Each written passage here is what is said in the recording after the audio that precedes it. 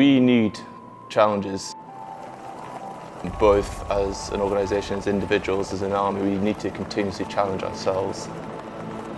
It's a great way for me to challenge myself as part of a team, and to raise awareness for causes I believe in.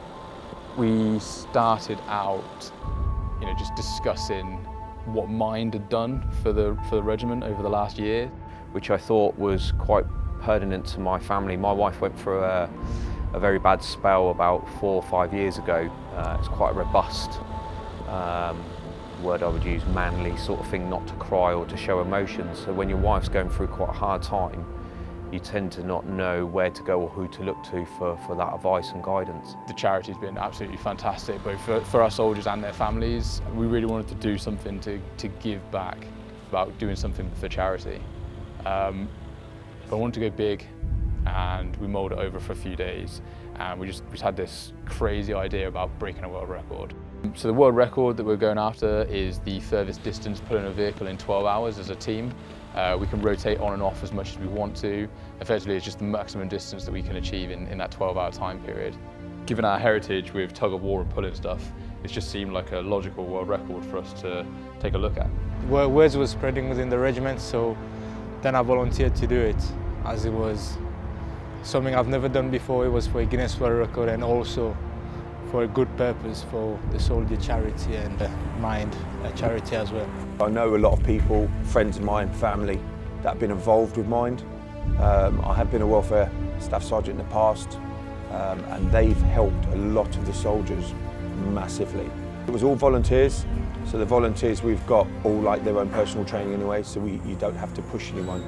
I like a lot of running and a lot of tabbing anyway, and gym work.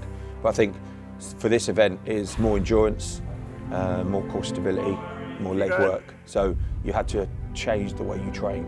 So my father was in the army, my brother is in the reservists, my grandfather was in. We got three generations of soldiers.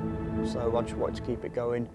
I'm quite a small bloke, so my calorie intake's gone up through the roof just to try and maintain a decent weight with all the training. The team's full of really strong, competitive people that want to be there, as do I. I came down, pulled a truck one day, and then pretty much just enjoyed it from there, loved the challenge.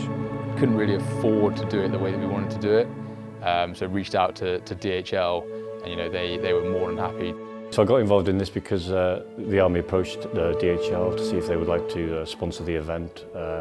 And here I am today, being ex-Army myself, joining the team and looking forward to it. From not only my military background, but DHL holding a military covenant for the Army, I thought it was really important that we give something back. I give something back to the military. Possibly couldn't turn it down, and luckily for me, DHL were right behind me.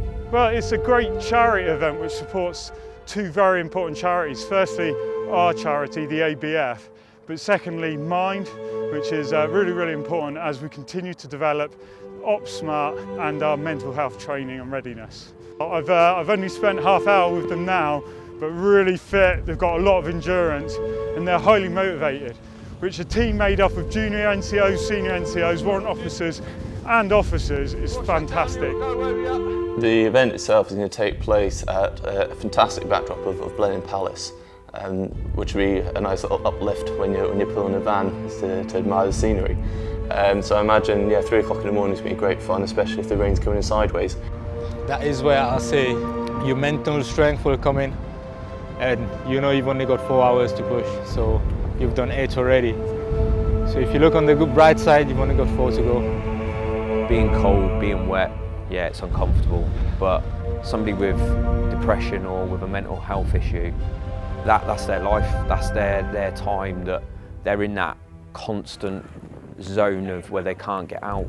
One of the key things that we forget about in society, just because we're helping doesn't necessarily mean we want something out of it. We're generally doing this for, because we feel this is the right thing to do. This is something that's quite a hot topic within our society, and I think it's been brushed and left too long now for us to ignore it. This is something that we all need to stand up and sort of just give a little bit and hope that in the future it makes it a little bit easier for those that do eventually need that help. We're doing this to raise money for the charity, so firstly we need to hit our goal. Whether it's a small amount of money or a lot of money, to these charities it's still going to help people move forward. This event is not about the unit, it's not about cap badges.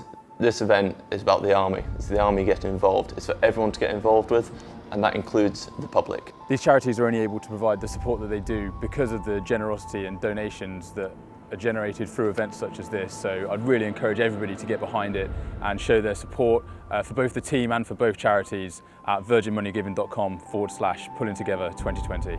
Thank you.